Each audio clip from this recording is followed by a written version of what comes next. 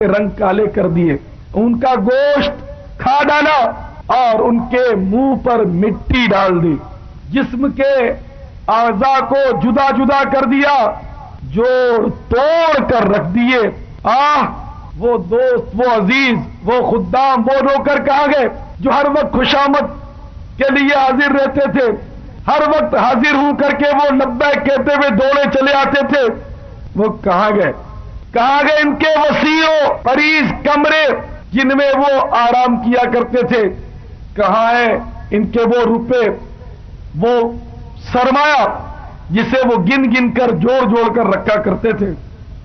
افسوس ان کے گھر والوں نے، ان کے نوکروں نے ان کے لیے قبر میں ساتھ کوئی رخت سفر نہ دیا، اس کی قبر میں کوئی بستر تک نہ بچھا دیا، کوئی تکیہ بھی نہ رکھا، یوں ہی زمین پر ڈال دیا، کوئی پھول پھلواری، کوئی درخت، کوئی سبزہ بھی نہ اگایا۔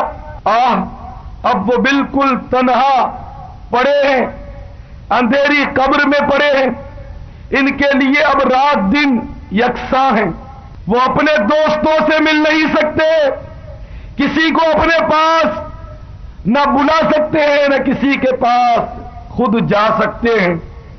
کیسے کیسے نازک جسم والے کہ آج ان کے جسم بوسیدہ ہیں، سڑ چکے ہیں، ان کے اعضاء ایک دوسرے سے علیحدہ علیحدہ پڑے ہیں، ان کی آنکھیں بہ کر منہ پر گر گئی، گردن جدا ہوئی پڑی ہے، منہ میں پیپ بہ رہی ہے اور سارے بدن میں کیڑے چل رہے ہیں۔ وہ قبر میں اس قسم پرسی کے عالم میں پڑے ہیں، تو دوسری طرف ان کی بیویوں نے دوسروں سے نکاح کر لیے ہیں اور وہ دوسروں کے پہلوؤں میں مزے اڑا رہی ہیں، ان کی اولاد نے مکانوں پر قبضہ کر لیا، ان کے ورثاء نے مال آپس میں بانٹ لیا۔ ہاں، مگر بعض خوش نصیب ایسے بھی ہیں جو نیکیوں اور پرہیزگاری کی بنا پر اپنی قبر میں مزے اڑا رہے ہیں۔ اے وہ شخص جو کل قبر میں ضرور جائے گا، تجھے اس دنیا کے ساتھ آخر کس شے نے دھوکے میں ڈال دیا؟ کیا تجھے یہ امید بند گئی ہے کہ یہ کمبخت دنیا تیرے ساتھ ہمیشہ رہے گی؟ کیا تو یہ سمجھ بیٹھا ہے کہ اس دنیا میں تجھے سدا رہنا ہے؟ تیرے یہ بڑے بڑے مکانات، تیرے خوشنما باغات، تیرے نرم و گداز بستر، تیرے گرمی سردی کے لباس، یہ سب کے سب یک دم یہی رہ جائیں گے۔ جب ملک الموت علیہ السلام تشریف لائیں گے، کوئی چیز ان کو نہ ہٹا سکے گی، پسینوں پر پسینے چھوٹنے لگیں گے، شدت پیاس سے تڑپ اٹھے گا اور جا کنی کی سختی میں پہلو بدلتا رہ جائے گا۔ افسوس صد افسوس اے نادان کہ آج مرتے وقت اپنے بھائی کی آنکھ بند کر رہا ہے، کبھی اپنے بیٹے کی آنکھ بند کر رہا ہے، کبھی اپنے والد کی آنکھ بند کر رہا ہے، ان میں سے کسی کو غسل دے رہا ہے، کسی کو کفن پہنا رہا ہے، کسی کے جنازے کے ساتھ جا رہا ہے، کسی کو قبر کے گڑھے میں اتار رہا ہے۔ اے نادان، کل کو تیرے ساتھ بھی یہ سب پیش آنا ہے۔ اور بھی اس قسم کی نصیحتیں فرمائیں۔ میرے پیارے اسلامی بھائیوں، آپ نے دیکھا اس رقت انگیز حکایت کا ایک ایک لفظ اپنے اندر عبرت کے بے شمار پھول لیے ہوئے ہیں۔ آپ بھی اسے اپنے مدنی گلدستے میں سجائیے اور غور کیجیے، خوب غور کیجیے۔ ایسی بھی کیا غفلت میرے پیارے بھائیوں کہ جب سینما گھر میں کوئی فلم دیکھنے والا جائے تو پلک جھپکائے بغیر وہ 3 گھنٹے فلم دیکھ کر گناہوں کا بہت سارا ذخیرہ اٹھا کر گھر لوٹے اور اس میں کبھی نہ ہونے دے۔ بلکہ اگر کوئی سین سینما والے سینسر کر دیں تو اسے افسوس ہو کہ میرے گناہ یہ کم کیوں ہوئے، اور بھی گناہ بڑھ جاتے، تھوڑے وہ سین بھی دیکھ لیتا۔ فلم دیکھنے والا بے وقوف تو اس قدر اپنے اس گناہ میں پورا اترے، مگر جو نیک اجتماع میں جائے، جو مسجد میں جائے، اس کا دل ہی نہ لگے، وہ جلدی بھاگنے کی سوچے، وہ بار بار گھڑی کی طرف نظر ڈالے، شیطان اسے ہزار وسوسے ڈالے کہ کل تجھے کام پر جانا ہے، کل تجھے یہ کام ہے، کل تجھے وہ کام ہے، دیکھ نیند آ رہی ہے، پیشاب لگی ہے، یہ ہے وہ ہے، انہیں جم کر شیطان بیٹھنے نہ دے۔ اور یقیناً جس اجتماع میں، جس مجلس خیر میں خصوصی رحمتوں کا نزول ہونا ہوتا ہے، اس میں صرف آخر تک وہی ٹھہرتا ہے جس کے مقدر میں اس اجتماع کے ذریعے رحمت لکھی ہوتی ہے، اس سے صبح کے کام کاج یاد آتے ہیں اور وہ اٹھ کر فرار ہو ہی جاتا ہے، اور اس کو دنیا کی کوئی طاقت روک بھی نہیں سکتی۔ امام غزالی رحمت اللہ علیہ مکاشفۃ القلوب میں نقل کرتے ہیں کہ شیطان ایک مینڈک کی شکل میں انسان کے بائیں یعنی کہ کھبے کندھے پر بیٹھ جاتا ہے، اور اس کی سونڈ جو ہوتی ہے وہ کھوکھلی ہوتی ہے جیسے انجیکشن کی سوئی، تو وہ اپنی کھوکھلی سونڈ کو سینے پر رکھتا ہے بائیں طرف، اور پھر دل میں اتار دیتا ہے، اور اس طرح دل میں پھر وہ وسوسے اتارنا شروع کرتا ہے، اس طرح مطلب گناہ کے وہ خیالات لاتا اور انسان کو گناہوں کی طرف ابھارتا ہے۔ اب دیکھو نا کتنوں کے کندھے پر بیٹھ گیا ہوگا، یار بہت دیر ہو گئی، 11 بج گئے، اب جلدی چلو بھاگیں سوئیں، شیطان ہے نا، وہ وسوسے ڈالتا ہے کہ یہاں اگر یہ بیٹھ گیا تو کہیں ایسا نہ ہو کہ اس کی اصلاح ہو جائے، یہاں اگر یہ بیٹھ گیا تو نمازی بن کے اٹھے گا، سرکار کی سنت سے آراستہ ہو کر اٹھے گا، اور اگر زیادہ دیر بیٹھ گیا تو ابھی آخر میں یہ مدینے کا تصور بھی کریں گے، اگر اس نے مدینے یا مدینے والے کی زیارت کر لی تو میں مارا جاؤں گا، اس لیے وہ بیٹھنے نہیں دیتا، وسوسے ڈالتا، یہ جلدی بھاگ جاتا، اور آخر میں دعا بھی ہونی ہے، اور وہ شیطان سمجھتا ہے کہ اگر یہ خوف خدا کی وجہ سے دعا میں رو پڑا تو اپنا بیڑا غرق ہو جائے گا۔ حدیث پاک میں آتا ہے کہ خوف خدا کی وجہ سے جس آنکھ سے مکھی کے سر کی برابر آنسو کا قطرہ نکل آتا ہے، اس آنکھ پر اللہ تعالیٰ دوزخ کی آگ حرام کر دیتا ہے۔ تو شیطان والا کیوں آپ کو بیٹھنے دے گا جو آپ بھی خوف خدا سے رو جائے؟ شیطان والا کیوں آپ کو بیٹھنے دے جو آپ عشق رسول کی وجہ سے رو پڑے؟ سوال ہی نہیں۔ تو بہرحال میرے پیارے اسلامی بھائیوں، ایسا لگتا ہے کہ جو نماز نہیں پڑھتا اس نے طے کیا ہوا ہے کہ نماز نہیں پڑھوں گا، جو زکات نہیں دیتا اس نے طے کیا ہوا ہے کہ میں خون پسینے کی کمائی کیوں غریبوں فقیروں کو بانٹوں، 100 پر 2.5 روپے، لاکھ پر 2.5 ہزار، میرے کروڑ روپے میں سے 2.5 لاکھ میں کسی کو دوں؟ سوال ہی نہیں۔ مالدار تو میرے لیے بڑا مظلوم ہوتا ہے، میں تو اس کو رحم کی نظر سے دیکھتا ہوں، یہ غریب تو چین کی نیند بھی نہیں سو سکتا۔ الحمدللہ میں تو گلی کوچا پھرتا ہوں، پتا ہے کہ ڈاکو نے مجھے اٹھانا نہیں ہے، اگر اٹھا بھی گیا تو وہ پھر واپس اپنی جگہ پر پہنچا دے گا، اس کے پیچھے پیسے کون دے گا مجھے؟ اس کے جیب میں تو کچھ بھی نہیں ہے، کیا ہے جیب تو میرے کو کیا چھینے گا؟ گھڑی اتار لے گا تو کیا اس کے پاس کیا بکے گی گھڑی؟ شاید اس کو رحم آ جائے گا کہ یار اس کی گھڑی بھی پلاسٹک کی ہے، لیکن مالدار خطرناک، بالکل تم کہتے ہو روزی میں برکت ہو جائے گی تو پھنس جاؤ گے۔ تو اس لیے اللہ کی دین پر مطلب ہے کہ شاکر رہو۔ اصل دولت جسے تم چھپے ہوئے کاغذ ہیں، تم اصل دولت اس کو سمجھتے ہو، اور بزرگوں کے نزدیک دولت نہیں، اصل دولت ہے قناعت، اصل دولت قناعت ہے، جو میرے پیارے آقا مدینے والے مصطفیٰ صلی اللہ تعالی علیہ وسلم کو بدر عتم حاصل ہوئی۔ سب سے مالدار میرے آقا ہیں، ہے کوئی مالدار میرے آقا سے بڑھ کر؟ تو بتاؤ، کبھی مال سے دل ہی نہیں لگایا، تو مال سے دل نہیں لگایا، محبت ہی نہیں تھی، جانے کا غم ہی نہیں تھا، تو وہ تو ہم اور آپ پھنسے ہوئے، ان کو کہاں، وہ تو قناعت۔ سیدنا شیخ سعدی رحمت اللہ علیہ فرماتے ہیں تونگری بدلست نہ بمال، مالداری دل سے ہے نہ کہ مال سے، مال تو قارون کے پاس بھی تھا۔ تونگری بدلست نہ بمال، بزرگی باقلست نہ بسال، کہ بزرگی علم و عقل سے ہوتی ہے، نہ کہ عمر سے. اب عمر ضعیف ہے, وضو کے فرض بھی معلوم نہیں, ضعیف ہو گیا, بڈھا ہو گیا, نماز کے فرض اس کو پتہ نہیں, غسل کرنا آتا نہیں, جنازے کی دعا یاد نہیں, تو بزرگ تھوڑی ہے بھائی. اور چھوٹا بچہ وہ آپ کو جنازے کی دعا سنا دے, خوف خدا سے وہ مزین ہے, علم دین اس کے پاس ہے, تو وہی بزرگ ہے. تو بزرگی بعقل است نہ بسال, سال سے بزرگی نہیں بلکہ علم و عقل سے, عمل سے, پرہیزگاری سے. ان اکرمکم عند اللہ اتقاکم, قرآن کہتا ہے نا بے شک تم میں سے اللہ کے نزدیک معزز وہی ہے, مکرم وہی ہے, عزت والا وہی ہے جو پرہیزگار ہے. دولت مند معزز نہیں, قرآن نے یہ نہیں کہا کہ تم میں جو مالدار ہے وہ معزز ہے, تم میں جو وزیر ہے وہ معزز ہے, تم میں جو صدر ہے وہ معزز ہے, نہیں, جو پرہیزگار ہے وہ عزت والا ہے, وہ عزیز ہے.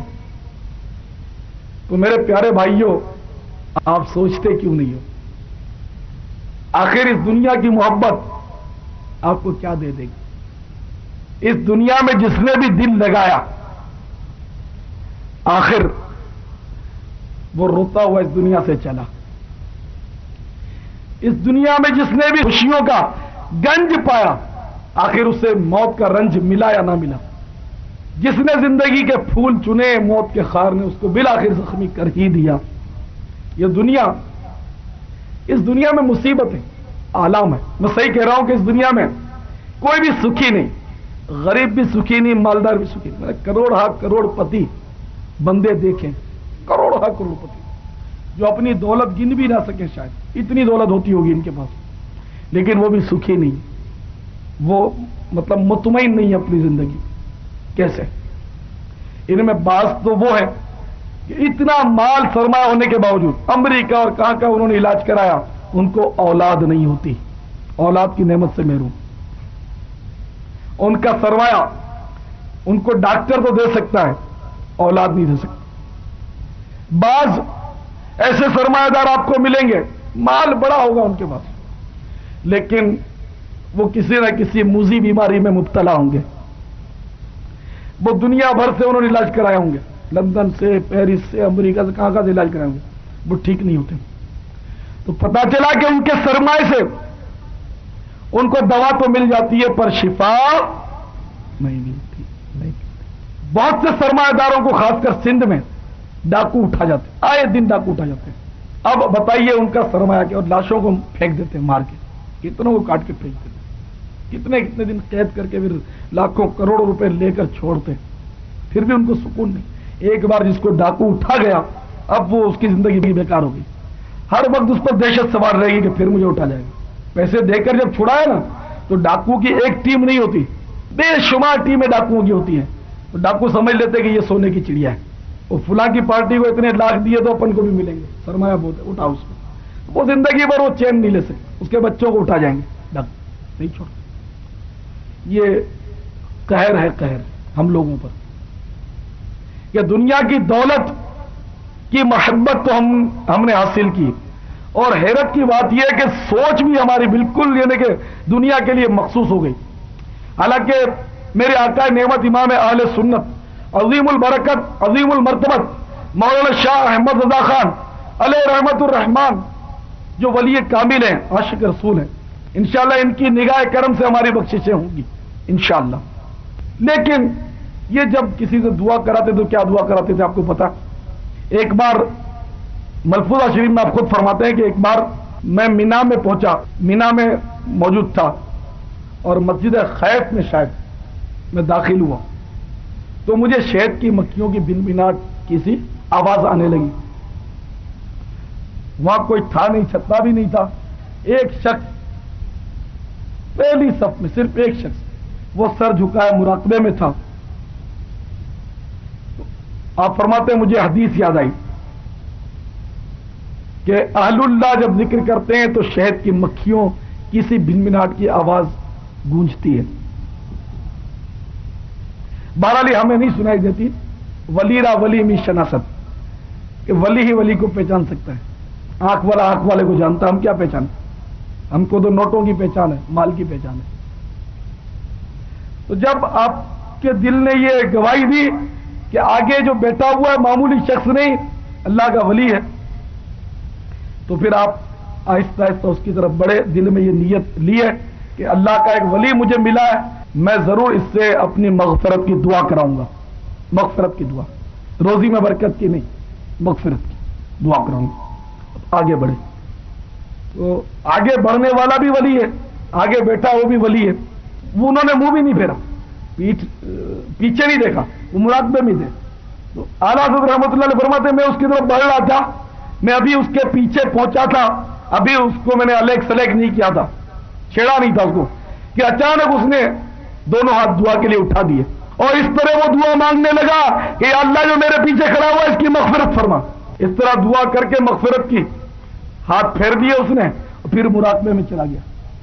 तो मैं भी समझ गया कि ये मुलाकात के इस वक्त मतलब यानी कि मूड में नहीं है, इनका एक मतलब यानी कि लौ लगी हुई है जिक्रुल्लाह की तरफ, और दुआ भी मेरे लिए कर दी, गोया वो मतलब इशारों में ये कहेगा कि मैंने तुम्हारा काम कर लिया, मुझे मत छेड़ो।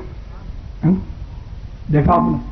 और आज अगर हमारा किसी के बारे में उसने दिन कायम हो जाए कि शायद ये अल्लाह का नेक बंदा है, तो हमने उससे जाकर ये कहना है कि जी कारोबार में बरकत हो जाए, कोई तवीज दे दो हमारी दुकान चल पड़े, कोई तवीज दे दो कि हमारा जरा अमेरिका में भी कारोबार शुरू हो जाए, हमारा कारखाना लग जाए, हमारी जमीनों में जरा फसल 19-20 साल, तो कोई ऐसा तवीज दे दो कि खूब फसल हो गया। अरे ये फसलें, ये दुनिया की बहारें, जितनी दौलत जमा करोगे ना ईमान से फंसोगे, जितनी दौलत जमा करोगे। इसलिए कि अव्वल तो आप अपनी औलाद को सही तरबियत दे नहीं पाते। आप स्कूल पढ़ाते, कॉलेज पढ़ाते और फूलते रहते हैं, मेरा बेटा इंजीनियर बन गया, मेरा बेटा डॉक्टर बन गया, आप खुश होते रहते। घर में आपने टीवी डालकर रखा है, वीसीआर लाकर रखा है, रंगीन टीवी लाकर दिया, आपके मरने के बाद ये आपको इसाले सवाब आपकी दौलत से नहीं करेगी आपकी औलाद, आपने सिर्फ उसको दुनिया पढ़ाई है। अब वो डॉक्टर साहब को क्या पता कि इसाले सवाब कैसे होता है, इंजीनियर क्या जाने कि मरे हुए बाप के पीछे सवाब जारिया के काम किस तरह किए जाएं, उसने क्या करना था। तो ज्यादा सरमाया छोड़ोगे तो फंसोगे। इसलिए कि दौलत तो आपने कमानी सीखी, औलाद को भी दौलत के ही गुर सिखाया आपने कि किस तरह मतलब एक एक के 10-10 होते हैं। टैक्सेशन डिपार्टमेंट से जब कोई ऑफिसर आता है तो उससे किस तरह बात की जाती है, पुलिस वाले से किस तरह बार्गेनिंग की जाती है। यानी आपने तो इसको ये सिखाया। आपने इसको कब सिखाया कि भाई कुरान पढ़ना चाहिए? आपने कौन सी उसको मतलब यानी कि वो खाने से पहले की, खाने से बाद की, जनाजे की, सवारी की दुआएं याद कराई थी? आपने कौन सा इसको मैयत को गुस्ल देना सिखाया जो ये आपको गुस्ल देने लगा? इसको कौन सा आपने कफन पहनाना सिखा दिया जो ये आपको कफन पहनाएगा? बल्कि हाय बदनसीबी कि आपने तो उसको जनाजे की नमाज का तरीका भी नहीं सिखाया जो आपके पीछे जनाजे की नमाज भी पढ़ सके। आपने तो हमेशा उसको नोटे गिनना सिखाया, हर वक्त ताक में रहे कि कोई बस सूरत हो जाए, कोई मेरी दौलत में इजाफा हो जाए। जाकर मज़ारात औलिया पर भी जब गए तो वहां भी दौलत की फिरावानी की दुआ मांगी कि या अल्लाह इनके वसीले से मेरी दौलत बन जाए, मेरा बैंक बैलेंस बढ़ जाए, मेरी चमकीली कार आ जाए, मेरी कोठी बंगला बन जाए। हालांकि वली की सोहबत यक जमाना सोहबते बा औलिया बेहतर संसाला तावत देरिया, कि वली की एक लम्हे की सोहबत, चाहे वो अपने मजार में है, मजार वली पर भी हाजिर हो जाए, तो वहां का एक लम्हा बैठना ये 100 साल की खालिस इबादत से बेहतर है। लेकिन वहां जब गए तो शैतान ने वसवसा डाला, आपने वहां भी जलील दुनिया मांगी, वहां जाकर भी मगफिरत का सवाल नहीं किया, अपनी बख्शिश का सवाल नहीं किया, अपने कब्र की कुशादगी का सवाल नहीं किया, कयामत की घबराहट से बचने का सवाल नहीं किया। तो मेरे प्यारे भाइयों, सोच बनाइए कि कहां क्या मांगना चाहिए। मैं जब जब बारगाह रिसालत में हाजिर हुआ सल्लल्लाहु तआला अलैहि वसल्लम, मुझे याद नहीं कि कभी मैंने अपनी रोजी में बरकत के लिए दुआ मांगी हो। आप समझते होंगे इसका पेट भरा हुआ है, अल्हम्दुलिल्लाह मेरा पेट भरा हुआ है। हालांकि अल्हम्दुलिल्लाह मैं इतना सरमाया जमा नहीं होने देता अपने पास कि मुझ पर ज़कात भी फर्ज हो जाए, क्योंकि बस मेरे ज़हन में बात बैठ रही है کہ میرے پیارے آقا صلی اللہ تعالی علیہ وسلم پر کبھی بھی زکوٰۃ فرض نہیں ہوئی. آپ نے اتنا پیسہ اتنا مال اپنے پاس رکھا ہی نہیں جو سال گزر جائے اور زکوٰۃ فرض ہو. اگر کوئی کہہ دے کہ میں کروں گا تو وہ کبھی میں نہ کہہ سکتا ہوں کہ آج اٹھا، سوال ہی نہیں ہے. اگر بیٹے کی شادی ہوئی تو ناچنے والوں کو سرمایہ دے سکتا ہے، خوب ناچ رنگ کی محفلیں کرتا ہے، وہ خوب باجے اور ڈھولک کے ساتھ اس کی بارات نکلتی ہے، لاکھوں روپے کا دھواں وہ ان فضولیات اور گناہوں کے کاموں میں خرچ کر سکتا. اللہ کی راہ میں بندہ نہیں دے سکتا. جبھی تو ہی جاتا ہے. دیکھو ڈاکٹروں کے پاس اتنی لائن لگی ہوئی ہے، سارے پیسے ڈاکٹر لے جاتے ہیں، اللہ کی راہ میں ہم نہیں دے سکتے، ڈاکٹر لے جاتے ہیں. تو اس دنیا میں میرے بھائی سکھی ہے کوئی نہیں. تو میں عرض کر رہا تھا کہ میں سرکار کی بارگاہ میں جب حاضر ہوا تو الحمدللہ مجھے یاد نہیں کہ کبھی میں نے یہ عرض کیا ہوگا یا رسول اللہ میری روزی میں برکت ہو جائے، کیونکہ میرا تو ایمان پہلے سے ہے کہ میرے آقا صلی اللہ علیہ وسلم فرماتے ہیں انما انا قاسم واللہ یعطی، بخاری شریف کی حدیث، کہ اللہ عطا کرتا ہے اور میں تقسیم کرتا ہوں. تو میرا جو حصہ لکھا ہوا ان کے صدقے میں مجھے ملنا ہی ملنا ہے. تو میں نے جب بھی دعا کی تو میں نے تو یہ دعا کی کہ یا رسول اللہ مجھے ملے تو آپ کا غم ملے، آپ کا عشق ملے، آپ کی یاد میں رونے والی آنکھ اور آنسو ختم ہونے لگے اس سے پہلے مجھے ایمان پر موت ملے. میرے تو آپ ہی سب کچھ ہے رحمت عالم، میں جی رہا ہوں زمانے میں آپ ہی کے لیے.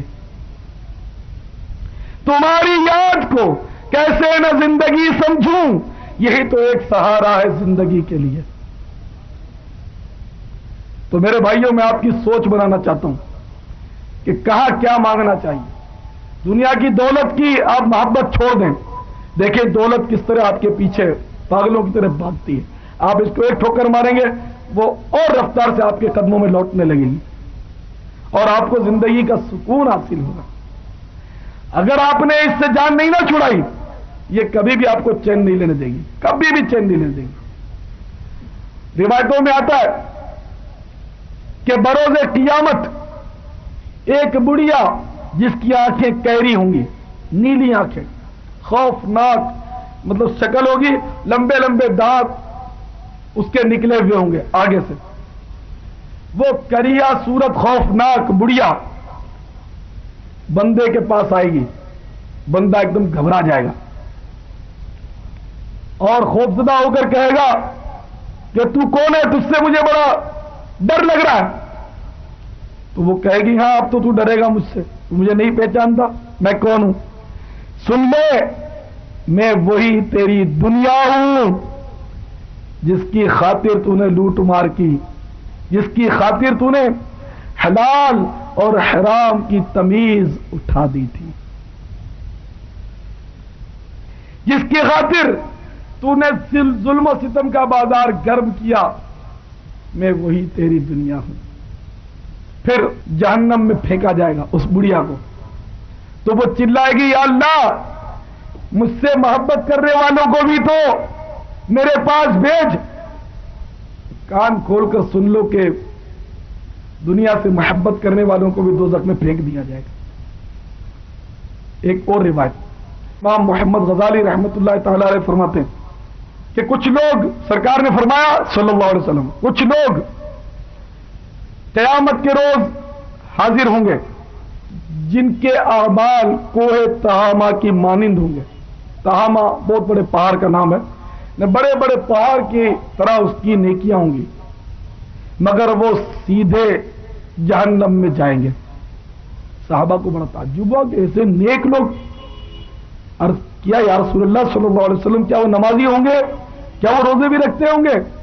ارشاد فرمایا ہاں وہ نمازی روزے دار بلکہ تہجد گزار ہوں گے، لیکن وہ اس لیے دوزخ میں ڈال دیے جائیں گے کہ وہ دنیا پر فریفتہ اور شیفتہ ہوں گے، دنیا کو وہ بہت زیادہ محبت کرتے ہوں گے، اس وجہ سے وہ دنیا کی محبت کی وجہ سے دوزخ میں چلے جائیں گے. اے میرے پیارے بھائی آپ سوچو، شاید آپ سمجھتے ہو کہ اس کا مطلب تو یہ کہ دکان بند کرو، ماں باپ کو چھوڑو، بال بچوں کو چھٹی کراؤ اور تسبیح لے کر مسجد کے کونا پکڑ لو. میری مراد یہ نہیں. طلب الحلال واجب علی کل مسلم، حلال روزی کمانا یہ تو ہر مسلمان پر واجب ہے، طبرانی شریف کی حدیث ہے. یہ مراد نہیں. میری مراد اس سے یہ کہ اس وقت جو ہمارا انداز اور طرز زندگی ہے وہ دنیاوی محبت میں سرشار ہے. کسی کو مطلب یہ نہیں کہ وہ سکون نہیں، میں اللہ کا شکر ادا نہیں کرتا کہ میرے پاس جو ہے وہ کافی ہے. ہر ایک کی ہوس مطلب بڑھتی جاتی ہے، میں زیادہ کماؤں، ادھر سے بھی ہاتھ ماروں ادھر سے بھی ہاتھ ماروں، ہر جگہ مطلب دولت سمیٹتا پھرتا ہے. اور دولت سمیٹنے کے مطلب یعنی کہ فکر میں وہ مطلب یعنی کہ اللہ کی یاد سے غفلت کرتا ہے، وہ نماز نہیں پڑھتا. جی گاہک بہت ہیں تو اگر نماز پڑھتا بھی ہے تو وہ قضا کر ڈالتا ہے. عام آدمی بولتے ہیں کہ جی روزی کمانا بھی تو عبادت ہے، بال بچوں کی خدمت کرنا بھی تو عبادت ہے. وہ اس طرح بولتے، بلکہ قدر کفایت انسان ضرور کمائے، ہاتھ نہ پھیلائے، بالکل یعنی کہ ضرورت کے مطابق کمائے. ضرورت سے زیادہ جو جمع کرنے اور تلے ہوتے ہیں نا کہ بس کسی طرح مجھے کسی صورت سے حلال حرام کوئی تمیز نہیں، بس مجھے پیسہ آنا چاہیے، مجھے مال ملنا چاہیے، مجھے دولت ملنی چاہیے، مراد میری اس سے ہے. تو بہرحال میرے پیارے بھائیوں، اگر تمہارا یہ گمان ہے کہ صرف دولت کمانا ہی عبادت ہے، اولاد کی خدمت ہی عبادت ہے، تو آؤ قرآن کو پوچھتے ہیں کہ آپ کا یہ نظریہ کہاں تک درست ہے. چنانچہ پارہ 28واں رکوع 13 سورۃ التغابن، ترجمہ کنز الایمان شریف سے پیش کروں گا. کنز الایمان میرے آقا نعمت امام اہل سنت عظیم البرکت مجدد دین و ملت پروانہ شب رسالت اعلی حضرت مولانا شاہ احمد رضا خان علیہ رحمت الرحمان کا ہے. یہ ایک ولی کامل اور عاشق رسول کا ترجمہ قرآن ہے. اس ترجمے کو ہر گھر میں ہونا چاہیے، ہر گھر میں اس کو بسائیں، تو کبھی کبھی کھول کر اس کو پڑھیں بھی.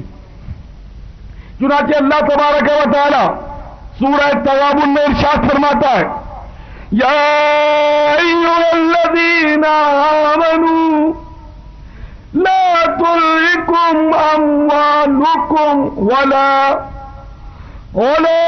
اولادکم عن ذکر اللہ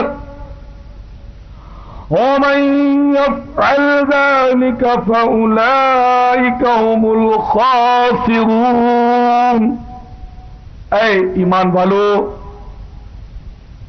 تمہارے مال نہ تمہاری اولاد کوئی چیز تمہیں اللہ کے ذکر سے غافل نہ کرے، اور جو ایسا کرے تو وہی لوگ نقصان میں ہیں.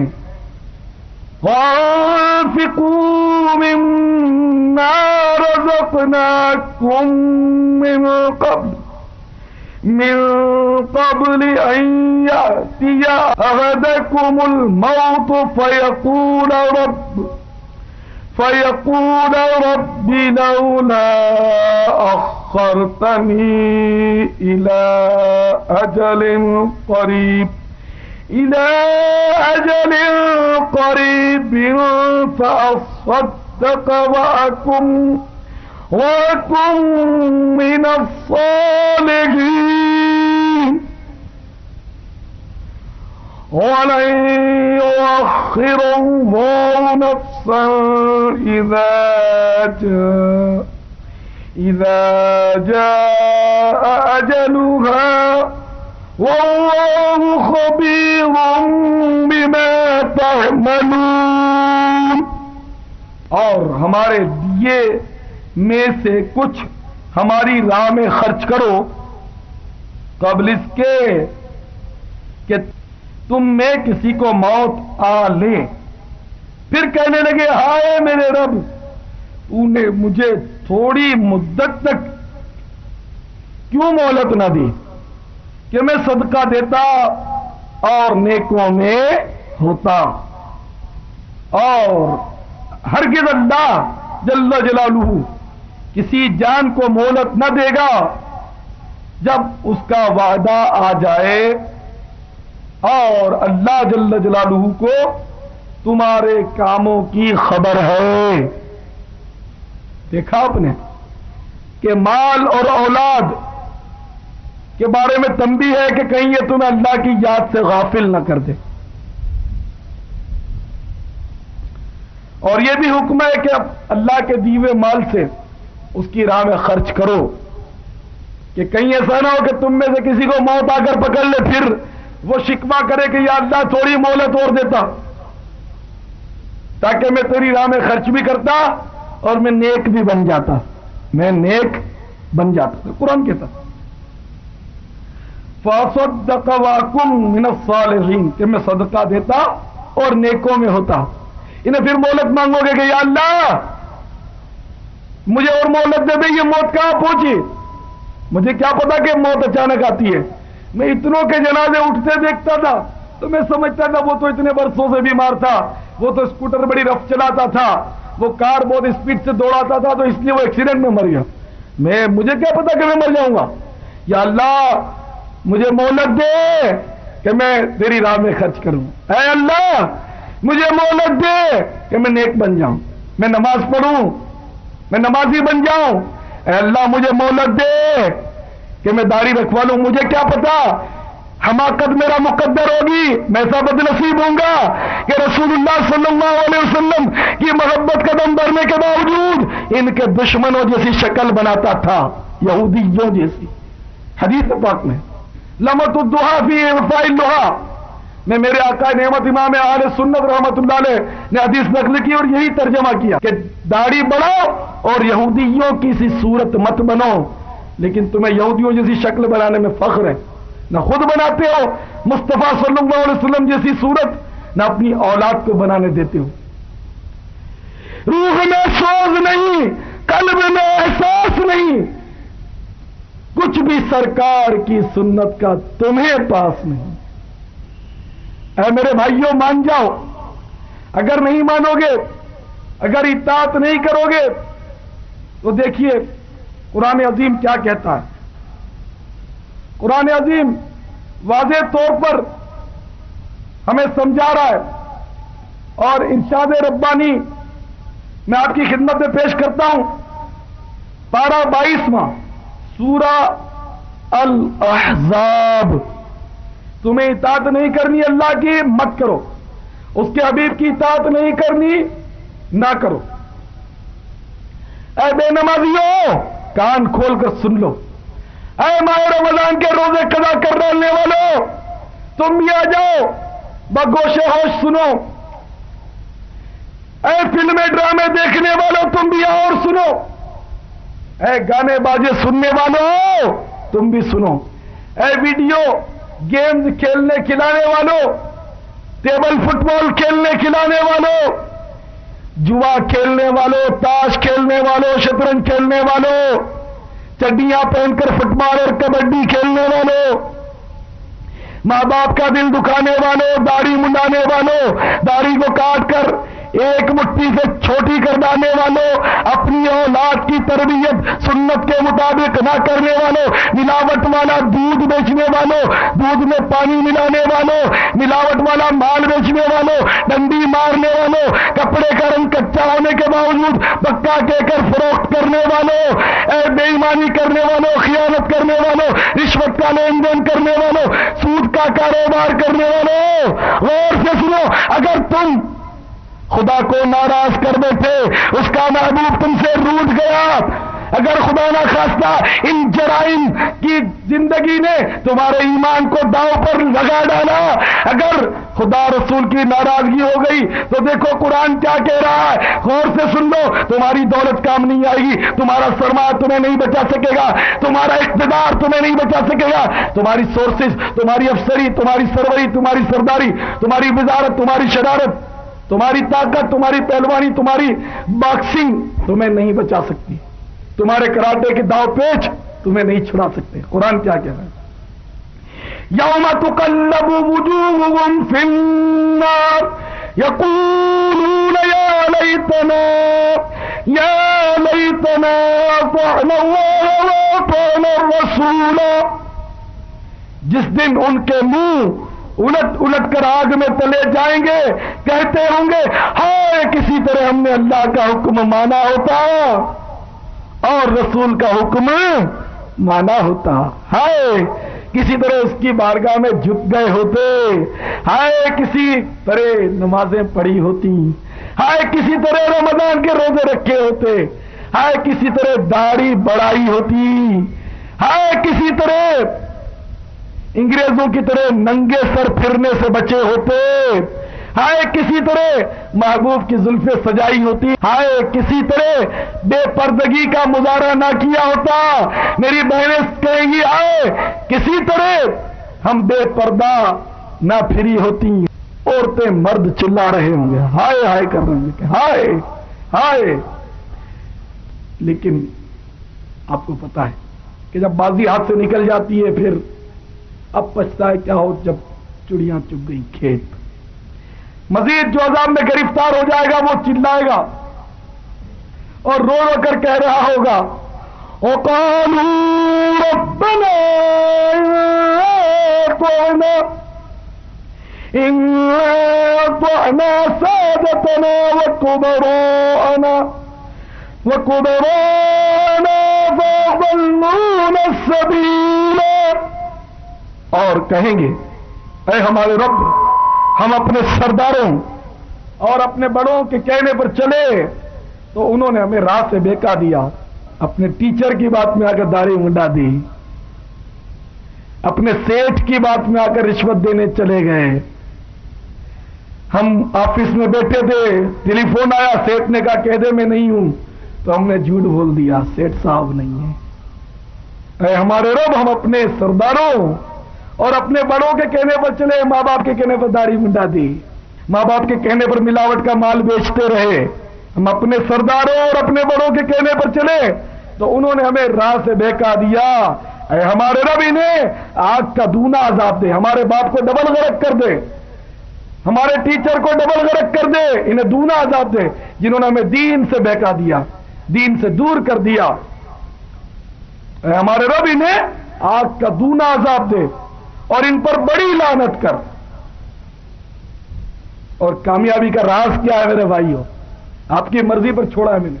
اب کامیابی کا راز اسی سورہ احزاب میں اللہ تعالیٰ ارشاد فرما رہا ہے یا ایھا الذین آمنوا اتقوا اللہ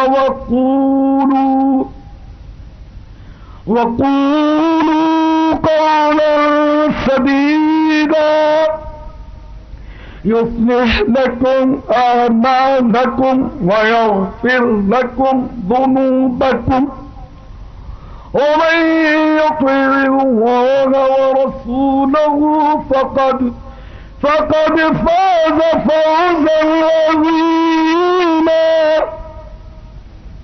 اے ایمان والو اللہ جل مجدہ سے ڈرو اور سیدھی بات کہو، تمہارے اعمال تمہارے لیے سنوار دے گا اور تمہارے گناہ بخش دے گا، اور جو اللہ عز و جل اور اس کے رسول علیہ الصلوۃ والسلام کی فرما برداری کرے اس نے بڑی کامیابی پائی۔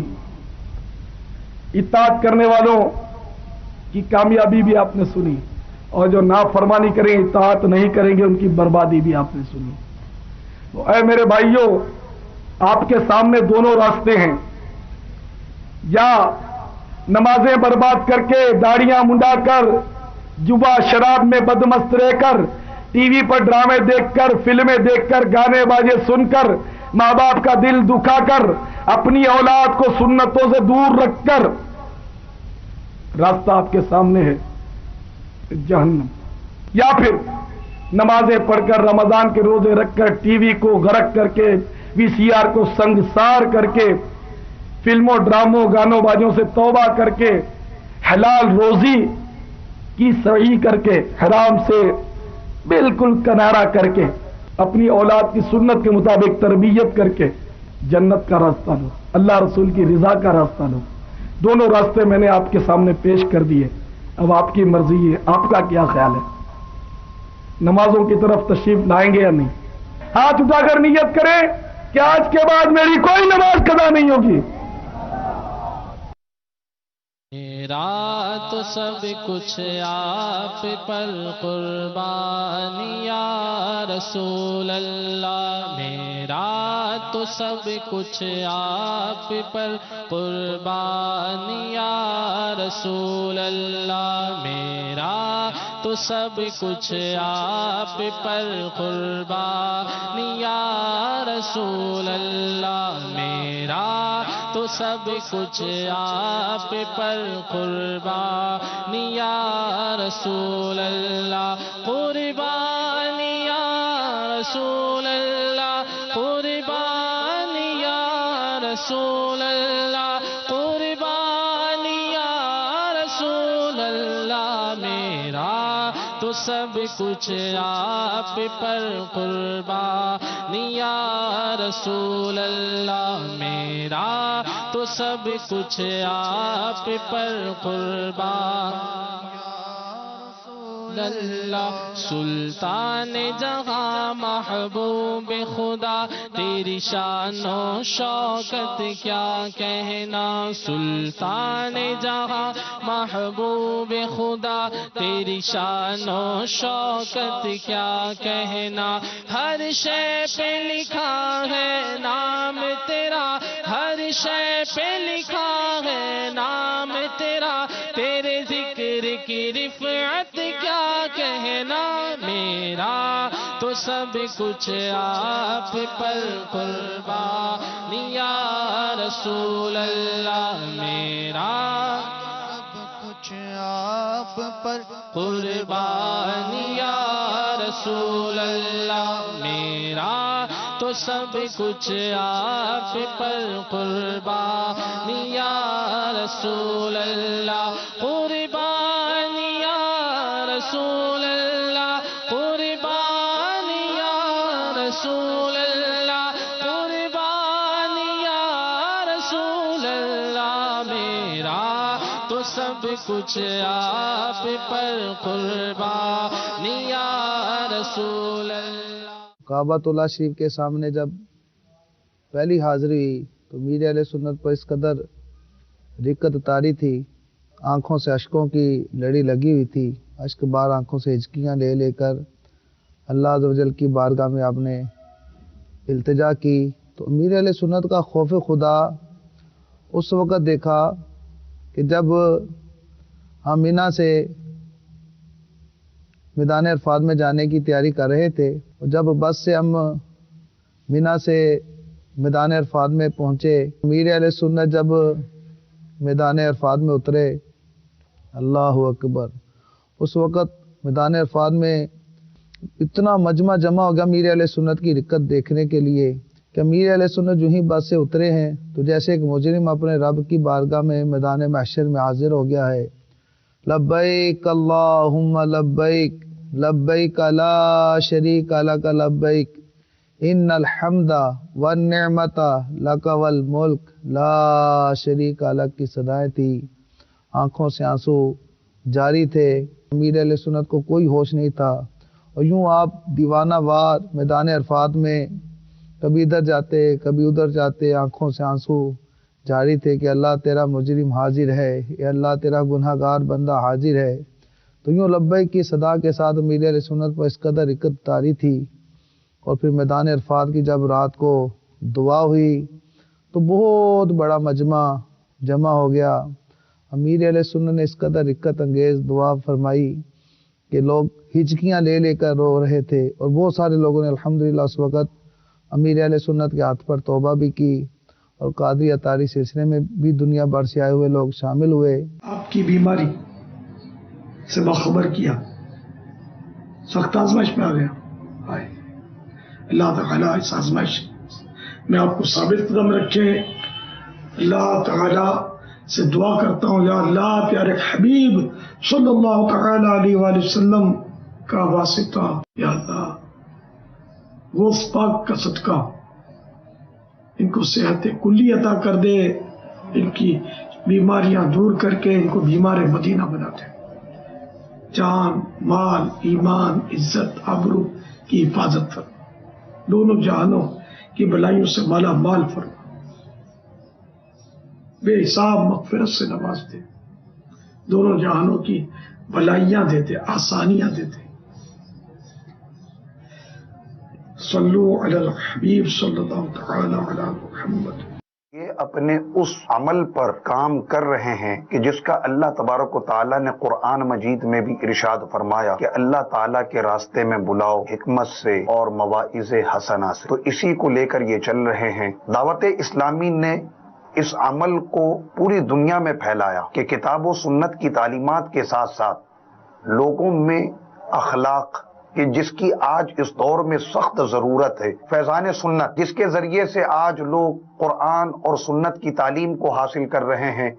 पूरी दुनिया में आज फैजान सुन्नत से लोगों ने दर्स सुनकर अपने सरों पर सब्ज इमामे सजा लिए, सुन्नतों को अपना लिया और बुराइयों में जो धसे हुए थे वो नेकियों की तरफ रागिब हो गए। इसी किताब के दर्स के पाकिस्तान में जो मैंने देखा कि मसाजिद में इसका दर्स होता, महाफिल में इसका दर्स होता, यहाँ तक के नौजवानों को देखा सब्ज इमामे सजाए उन जगहों पर कि लोग जहाँ खड़े होने से शर्माते हैं, उन्होंने चौक पर, सड़कों पर खड़े होकर, रेलवे स्टेशन पर नौजवान जो दावत इस्लामी से ताल्लुक़ रखते, उन्होंने इस किताब का दर्स का आगाज़ किया।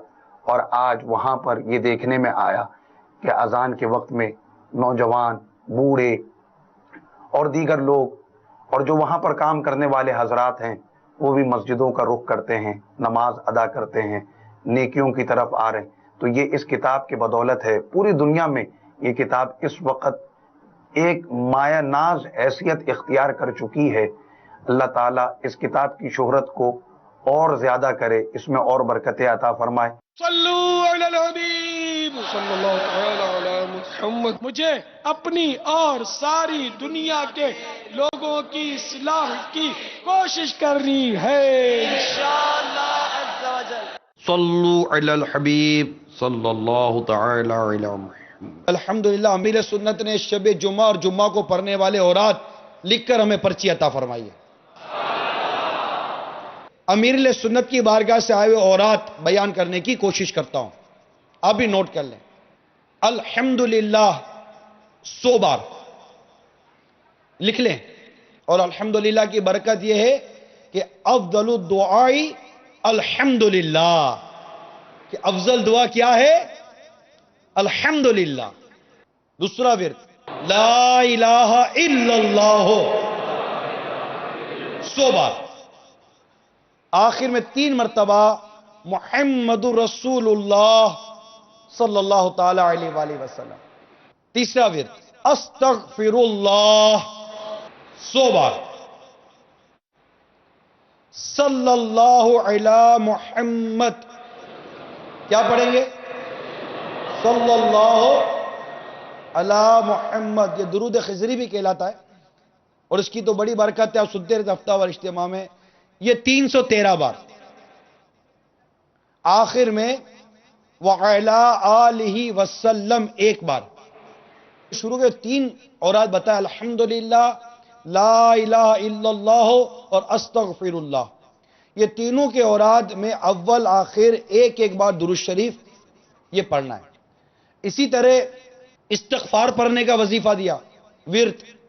सरकार मदीना सल्लल्लाहु ताला अलैहि वसल्लम एक रिवायत के मुताबिक रोजाना 70 बार और दूसरी रिवायत के मुताबिक 100 बार रोजाना इस्तिग़फार फरमाते। फरमान मुस्तफ़ा सल्लल्लाहु ताला अलैहि वसल्लम, जो कोई अल्लाह ताला से इस्तिग़फार करेगा अल्लाह ताला उसकी मग़फ़िरत फरमा देगा। अस्तग़फिरुल्लाह कहना भी इस्तिग़फार तलब करना है। सल्लु अलल हबीब सल्लल्लाहु तआला अला मुहम्मद। गुजारे कैसे जिंदगी,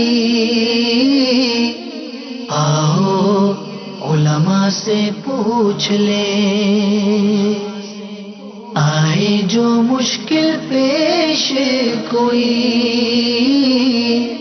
आओ उलमा से पूछ ले। अल्हम्दुलिल्लाहि रब्बिल आलमीन वस्सलातु वस्सलामु अला सय्यिदिल मुरसलीन अम्मा बाद फ़अऊज़ु बिल्लाहि मिनश शैतानिर रजीम बिस्मिल्लाहिर रहमानिर रहीम अस्सलातु वस्सलामु अलैका या रसूल अल्लाह व अला आलिका व अस्हाबिका या हबीब अल्लाह। अस्सलातु वस्सलामु अलैका या नबी अल्लाह व अला आलिका व अस्हाबिका या नूर अल्लाह। मीठे मीठे इस्लामी भाइयों और मदनी चैनल के नाजरीन, सिलसिला दारुल इफ्ताह अहले सुन्नत में एक बार फिर आपको मरहबा कहते हैं। अल्हम्दुलिल्लाह अज़्ज़ा वजल, दारुल इफ्ताह अहले सुन्नत का ये सिलसिला हमारे लिए इल्म दीन मुहैया करने का एक अहम ज़रिया है। अल्हम्दुलिल्लाह हमारे आज के सिलसिले में विरासत का मौजू चल रहा है और हम कोशिश करेंगे कि आज भी विरासत से मुताल्लिक अहम मदनी फूलों पर कलाम किया जाए। सिलसिले से पहले हम दुरूद पाक की फ़जीलत को बयान करते हैं। आइए दुरूद शरीफ की फ़जीलत को सुनते हैं कि प्यारे आका मदनी मुस्तफ़ा सल्लल्लाहु ताला अलैहि वसल्लम का फरमान आलीशान है, मुझ पर दुरूद पाक पढ़ना पुल सिरात पर नूर है। जो रोज़े जुमुआ मुझ पर 80 बार दुरूद पढ़े उसके 80 साल के गुनाह मुआफ़ हो जाएंगे। सल्लु अलल हबीब सल्लल्लाहु ताला अला मुहम्मद सल्लल्लाहु अलैहि वसल्लम। आइए सिलसिले को आगे बढ़ाते हैं। अल्हम्दुलिल्लाह हमारे साथ मदनी आलिम इस्लामी भाई तशरीफ़ फरमा है। हम सिलसिले में इनको मरहबा कहते हैं। हुजूर जो हमारे पिछले सिलसिले हुए उसमें हमने विरासत की अहमियत पर कलाम किया और बहुत सारे ऐसे उमूर थे जिस पर कलाम किया गया विरासत से मुताल्लिक। ये इरशाद फरमाइए कि जो माले तरका होता है कितने और कौन कौन से जो हुकूक हैं उससे मुताल्लिक होते हैं, इस हवाले से क्या आप इरशाद फरमाएंगे? अल्हम्दुलिल्लाहि रब्बिल आलमीन वस्सलातु वस्सलामु अला सय्यिदिल अंबिया वल मुरसलीन अम्मा बाद फ़अऊज़ु बिल्लाहि मिनश शैतानिर रजीम बिस्मिल्लाहिर रहमानिर रहीम। माले तरका से मुताल्लिक जो है वो चंद हुकूक हैं, जिनमें अव्वल ये है कि मय्यत के इंतकाल के बाद उसके माल से उसकी तजहीज़ व तकफ़ीन, कफ़न और दफन सुन्नत के मुताबिक इसकी अदायगी की जाएगी। ठीक। और इसके बाद मय्यत के ऊपर अगर कोई कर्ज़ है तो वो अदा किया जाएगा। सही। तो मय्यत के ऊपर जो भी कर्ज़ है, किसी भी किस्म का कर्ज़ बंदों का है तो उस कर्ज़ की अदायगी की जाएगी। सही। इसके बाद नंबर आता है वसीयत का, कि वसीयत जो है वो अगर मय्यत ने की है तो तिहाई माल तक उसकी वसीयत को नाफिज किया जाएगा। सही। जबकि वो वसीयत जायज़